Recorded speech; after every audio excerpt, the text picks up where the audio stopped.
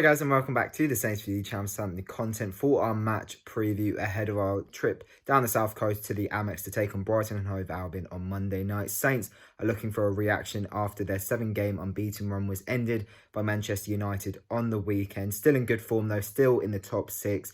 Can they get back to winning ways on Monday night? Before we get into it, this video is kindly sponsored once again by the guys over at Pitch Sport. Make sure you're downloading their app if you haven't yet already. Follow us on all our socials. Subscribe if you haven't yet already with your notifications turned on. And yeah, let's get into the video. As always, let's talk about Saints first. Disappointing result. Hard pill to swallow, I think, on Sunday after obviously throwing away a 2-goal lead to lose 3-2 to Man United. Losing it at the death. And I don't think we deserved anything from the game. We weren't at our best by any stretch of the imagination. You know, Man United showed up, did what they needed to do. It was a typical Man United comeback, as they have done against Saints numerous times over the last couple of seasons. And so at the end of the day, I think we've just got to move on and look at the next one. You know, we're still in a great place in the table. We're still in good form, you know, putting in decent performances. I don't think it's going to knock our confidence too much. You know, games against Manchester United aren't going to define our season. You know, I think it's more games like this where we need to be picking up the 3 points, you know, at home against teams like Brighton. You know, no disrespect to them, like with particularly West Brom and Newcastle, we've been fine. You know, we've picked up the 3 points, and so I think it's a bit more important that we get 3 points in this one. And especially with Sheffield United after Brighton, I think no less than 6 points is acceptable for what we've done so far this season, especially with a difficult fixture list over the festive period. We need to be picking up, for me, 6 points in the next 2 games, get ourselves back on track as well, because there's always some fans who get moany and, you know, less confident after a defeat, even if it is against Manchester United. And of course, the manner of the defeat didn't help that. But all in all, for me, I'm not worried. You know, like I said, we're still in 6th place. Like, we've had such a good start to the season so far. And we just need to keep it going, I think. And look, if we can, for me, you know, I've joked about possibly pushing for Europe and that, but I think if we can keep in the top half for the entire season, you know, that's a good season for me. Like, that meets my expectations. Maybe, you know, this team's a bit more capable of something a bit higher.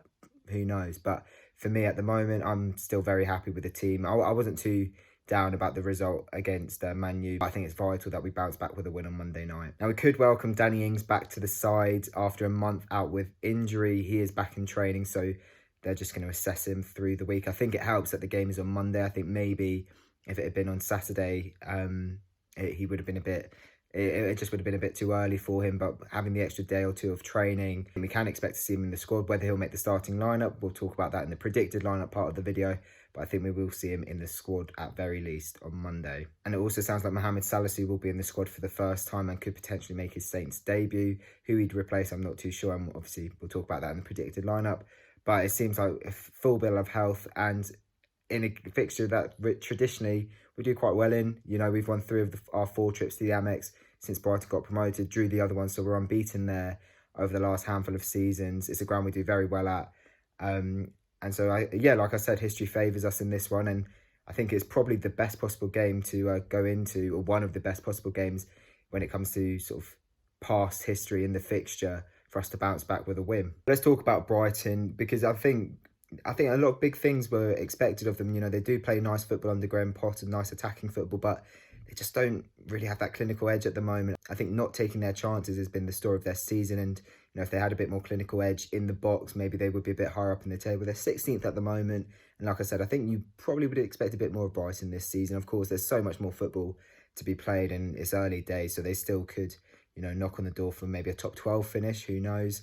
But they picked up 2 great results over the last couple of weeks, beating Villa at their place 2-1 and then getting a 1-1 draw last weekend at home to Liverpool. So they're in good form going into this game and definitely a difficult side to compete with. You know, they've got a handful of players there that I think could be dangerous. Danny Welbeck, he's off the mark now. He could certainly be a handful for us. He's scored against Saints in the past. Could he do it again on Monday? Adam Lallana, of course, we know all about him. He will actually miss this one through injury. Surprise, surprise.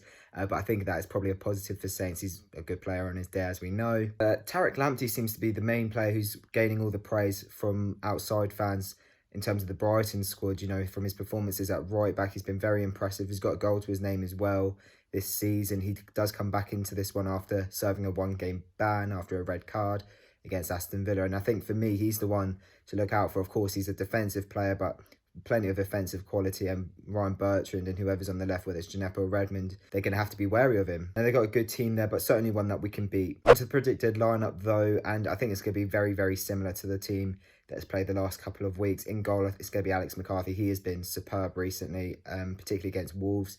He was outstanding, and he's come on leaps and bounds this season, in my opinion. One of many players who've done that. Kyle Walker-Peters at right back for me. Once again, that's very obvious.